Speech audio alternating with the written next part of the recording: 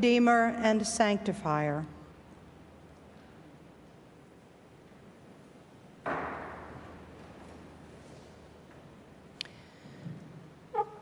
When the royal entourage enters the Great Hall, you know the monarch has arrived. The grand procession slowly wends its way down the vast hall. At the head of the procession is a verger, followed by a myriad of spiritual leaders. Behind them are colorfully dressed international guests of honor. Finally, the sound of trumpets herald the arrival of the kingdom's monarch. Elaborate gestures of respect. A signet ring of the finest gold adorns the monarch's hand, and a crown of priceless jewels, an orb, and a scepter all sit waiting on beautiful purple pillows on the altar. The century is irrelevant. It may be the coronation of Queen Elizabeth II in 1953. It may be what we imagine to happen next year when King Charles is crowned king. Or it could be the 3rd century procession for the Emperor Constantine. A king is a king, a queen is a queen.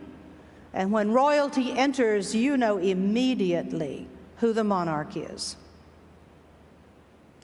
Today, we celebrate the majesty of Christ, also known as Christ the King, yet there is an ironic twist to this title. The truth is that whatever we think a king should be, we do not see that kind of king in Jesus of Nazareth in Matthew's Gospel today. The King of Kings, the Lord of Lords, stands accused of crimes he has not committed. He stands silently before Pontius Pilate, the governor, and Pilate asks him rather pointedly, "Are you the king of the Jews?" We might imagine that question asked in a sarcastic tone. Jesus' reply is a non-reply. "You say so." Then the chief priests and elders rain accusations upon Jesus. He says nothing in response. Pilate's soldiers take Jesus into the command post, and then, surrounded by an entire cohort of military, which at that time is 80 men, this would-be king is further humiliated and tortured all alone. Where are the king's men? They have fled in panic and fear, probably hidden somewhere in Jerusalem, except for Judas, who has taken his own life in what they call the potter's field. Where are the ladies in waiting? To those in power, it matters not. The women are irrelevant in that time, yet they will stand watching from afar as Jesus suffers and dies on a cross. At the first breath, a young woman bore witness to the light. At the last breath, a much older woman and her friends bear witness to the light of Christ in a dark world, but not how they anticipated. This light hangs in humiliation, dying. On this day of darkness, Jesus hangs on a cross in stark contrast to the monarchs who hold both spiritual and temporal power in the 1st century. Cruel men strip Jesus of his clothes. They beat him, although Matthew doesn't tell us this. We learned that in the other Gospels. And in crude and cruel parody, they drape a purple robe across Jesus' shoulders, shove a crown made of thorns on his head, and put a reed in his right hand. And kneeling, they mock him, "Hail, King of the Jews!" And then they spit on him, grab the reed out of his hand, and hit him on the head with it. Taking off the purple robe and putting his own clothing back on, they marched the prisoner off to the local garbage dump, for that is what it was, forcing Jesus to carry the instrument of his own execution, the crossbeam of a cross. So, no one in that scene recognizes Jesus as King and Savior. No Christus Rex here. This king gets no respect. Instead of good wine, the soldiers offer him sour wine, supposedly to dull his pain. Jesus has refused to speak on his own behalf when he stands before Pilate, and now he refuses to take the wine and vinegar they offer. Soldiers carry out military orders for the execution. Meanwhile, Pilate works in the office and then goes home for supper. The church leaders do their everyday work in the temple where worshipers gather. The world goes on. Meanwhile, the soldiers at Golgotha wait for Jesus and other men to die on crosses scattered around the area. Weary of this constant, gory death duty, they make crude jokes and roll dice in attempts to ignore the bloody, ugly scene. They're just doing their job. Kings have power. They command respect. They are not helpless. Yet this man on a cross, born of a human woman, has been stripped and beaten and rejected of all. At his final moments, his followers are gone, and the women must watch from a distance. Jesus even wonders if God has abandoned him. Yet this Christ is a king. It is true, we never really find a triumphant Christus Rex in any gospel.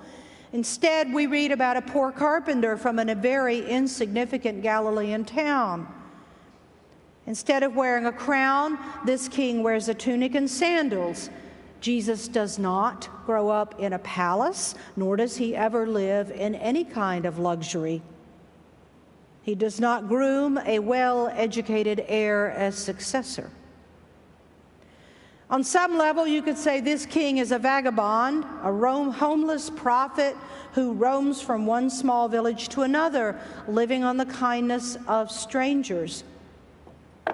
Jesus' followers include a despised tax collector, a political zealot, several blundering fishermen, his mother and a few devoted other women, and a treasurer who steals money from the group's common purse and then who betrays Jesus for 30 pieces of silver.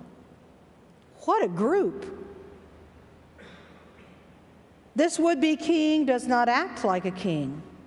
He preaches, he teaches, he uses agricultural examples in his sermons. He heals all kinds of people. He sits down to supper with people who are not socially acceptable. Not one of them would be invited to a state dinner, much less seated at the head table. This would-be king believes in self-denial, not self-entitlement. His ideas of God's new kingdom include servanthood, washing someone else's feet, being last instead of first, losing self to gain oneself, loving another person to the same degree that we love ourselves. After only 3 years, this non-king and his teachings threaten the status quo so much that he is considered too dangerous to live. It only takes 3 years. Those in power cannot ignore a leader who stirs up people with truth, with a capital T. We like them to believe what we tell them, even if it's lies, lies, and more lies. Yet if we follow Jesus and come to worship him, we really need to know the Jesus we follow. We cannot just ask, what would Jesus do? Instead, we must go and do what Jesus did. Feed the hungry. Give a coat to someone who is shivering in the cold. Find a shelter for homeless folks. Help them get a permanent residence and maybe medical help. Jesus shows us the way to real, deep life lived in God's truth and love. He chooses to show us that the way to God's kingdom is not found by making a way down a luxurious red carpet, not wearing purple finery and priceless jewels, but in serving others. If you would save your life, you must be willing to lose what it looks like now. This kind of king is painful to see, difficult to hear, and almost impossible to follow, especially this time of year. At this time of year, we want to see Christ as the sweet, innocent baby Jesus who brings love and light into our dark, cold winter world. Yet today, the ironically titled Majesty of Christ here at the end of our liturgical church year reminds us that the ultimate story of this king includes suffering and death. This story requires you and me to pay attention so that we do not look in the wrong places for the King of glory. The truth is, he lives among us this day in the poor, the uneducated, the homeless, the hungry. He lives among us in our own homes, schools, offices. This King loves us, whoever we are, wherever we've come from, no matter how much or how little money or power or academic degrees we have. Jesus has come to sit down to supper with you and me, our friends and our families.